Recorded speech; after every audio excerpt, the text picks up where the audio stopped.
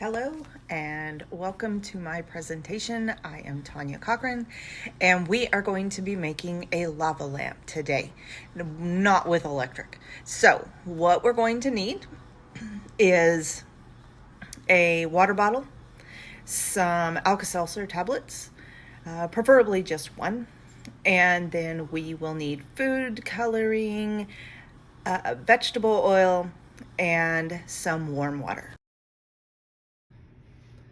Okay, so I am back. I have my empty water bottle. I've got the lid. Then I have my Alka-Seltzer tablet, and I have cut one of them into 4/4 just so it fits in the bottle top better. And then I've got my warm water, which is 4 ounces, and I have my vegetable oil, which is 12 ounces. And then I have my food coloring. We're going to do green. So basically what this should do is the water should settle on the bottom, then the oil, and of course the food coloring should mix in between. Now when I put the Alka-Seltzer tablets in, it won't actually do anything. It won't react to the oil, or it shouldn't react to the oil. And it should react only with the warm water. I chose warm water so that it was a speedy process instead of cold. I was going to use cold, but it takes about 3 to 6 minutes for it to activate, and I don't want to wait that long.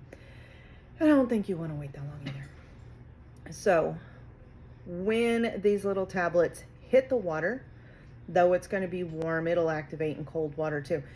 So a process of, well, it's going to be a chemical reaction, and what's going to happen is as soon as it hits the water, it's actually the tablets will actually start to dissolve and create a carbon dioxide gas, or at least it should.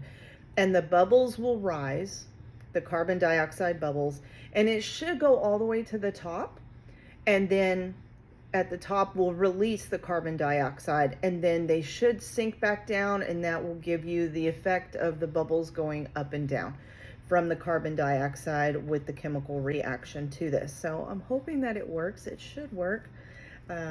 So let's get started.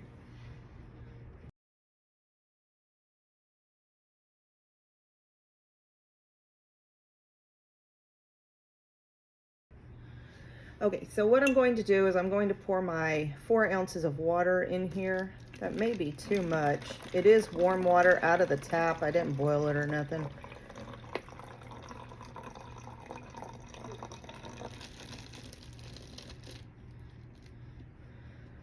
And then I'm going to pour my 12 ounces of oil, which you can see it mixes in with the water, but the bubbles have already started.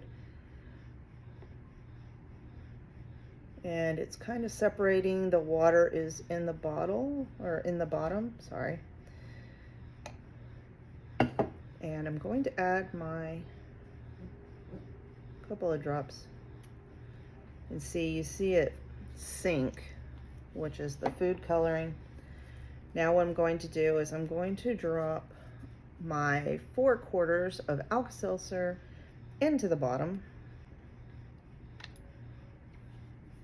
And it should create the fizzy bottom, the fizziness, and it's going up and down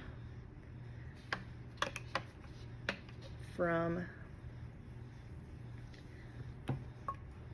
you see the water has separated. There goes the green. Now you can see the bubbles going up and they're green, and then they're going back down. So that when the carbon dioxide actually reaches the top to release, they fall back down.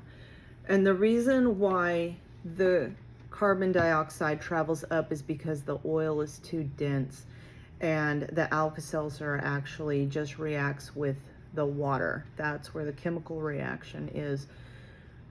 The chemical reaction doesn't happen with the oil because of how dense it is. So when as you can see, as soon as I release the lid, it released the pressure off of it, and it's still going. It created that release